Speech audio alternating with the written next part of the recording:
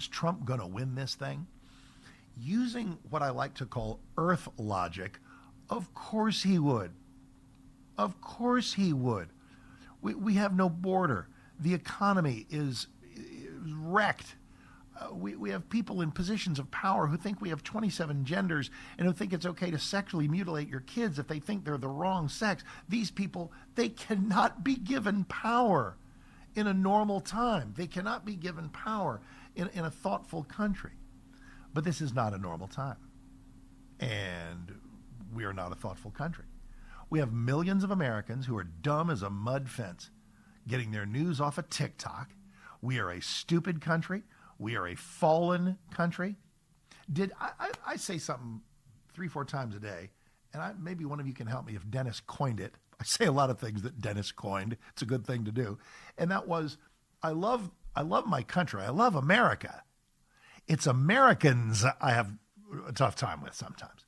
Some of my countrymen are just so screwed up in the head, and they vote, and they're going to vote, and they're going to buy this pig in a poke that Kamala Harris and Tim Walz are selling.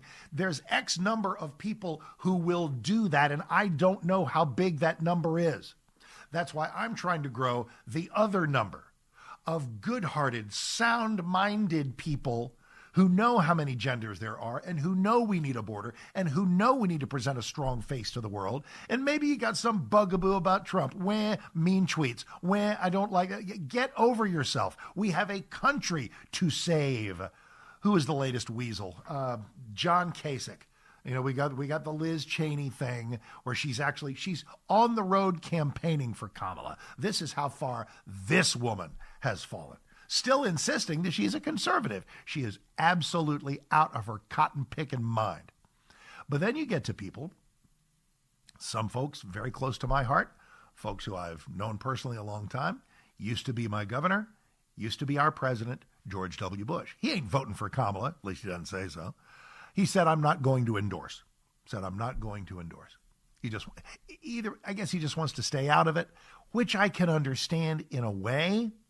But when you have been president, and when you and your family have supposedly spent your entire lives standing for certain things, most of them conservative, not all of them, because, hey, it is the Bush family, and then you have a Kamala Harris presidency looming over this country, and you won't lend your hand to stop that, that is a massive problem. That's a sin of omission. Liz Cheney and her, this breaks my heart. Dick Cheney had the chance there to be one of my favorite vice presidents for a long time. I know we're all thinking differently about the whole Iraq war on terror thing. I mean, I know. But I loved Dick Cheney throughout his life in public service. Just loved him. And now he's dropped out of the tree and is inflicted with Trump derangement syndrome as well. That's a sin of commission, something bad because of what you do. Any Republican, and I mentioned George W. Bush, and now we get John Kasich out of Ohio. Shocker. His conservatism has been in doubt for a long time. It has now vanished, eaten by Trump derangement syndrome, as he had a tweet, I saw it this morning, said, hey, some people say I hate Trump. I don't hate him.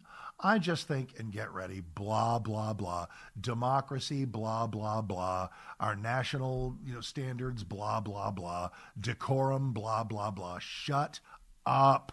We have a country to save. Listen, it's not that those things mean nothing to me. I mean, moving forward, do I want all of my presidents and all my, conservative heroes to be wise, disciplined philosopher kings? Sure. Guess what? Didn't happen. Happens to be Trump, talk about complex people, has a style that rankles some, that might not be some folks' favorite thing. But you know what he also has? A fighting instinct that we desperately need. A fighting instinct that we desperately need to stop the Kamala Harris Marxism train from reaching. You won't help.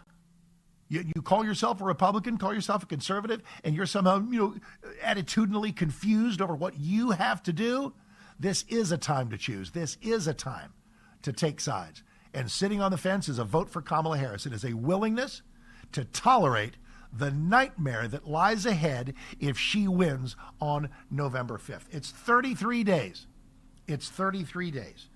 We have no time for everybody's personal navel-gazing moments, no time for the Bush family's problems, and that's probably because he cleaned Jeb's clock. I get it. I have no time for the John Kasichs and the Cheneys and all the other malcontents who just have either abandoned, lost control of, or grown fuzzy on their conservatism. And listen, it's not even about their let's say they're not so conservative anymore. Let's say they just happen to be human beings who know how many genders there are. Let's say they just happen to be human beings who think maybe the country does need a border. They don't have to be, I'm not looking for the Bushes or the Cheneys or John Kasich to become hardcore doctrinaire conservatives. I'll handle that. And some of you can join me. But anybody with a semblance of common sense, anybody who believes, oh, I don't know, that crime ought to be punished, there's a wacky view. Anybody who thinks, again, that we need a border, anybody who thinks that it's wrong to carve up the private parts of our children and sacrifice their health on the altar of trans lunacy. If you think those are horrible and should be stopped, there's only one man on the planet that can do it. Only one way to do it. Only one guy can do it. His name is Donald Trump. And you can like that or you can not like that, but you cannot deny that. You cannot deny that. So the reason I'm going on this rant, not so we can all call up and bother the Bush family or harass John Kasich or slam the Cheneys some more, but maybe you got friends and maybe they live in swing states and maybe they are similarly intellectually crippled. Maybe you got people you can spend some time with in your world. Especially in the swing states, if you're living in Pennsylvania, if you're living in Michigan, if you're living in Wisconsin, if you're living in North Carolina. Listen, if you're living in North Carolina, you got other fish to fry. And I probably don't need to go another moment without sending out every prayer, every good wish. Samaritan's Purse, Red Cross, donate. Let's help these people in these states.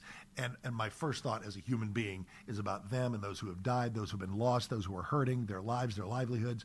But then I do get to the election again.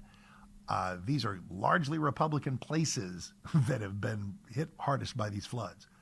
Those election infrastructures had better be up and running 33 days from now. I don't want to see North Carolina go to Kamala Harris because of this storm.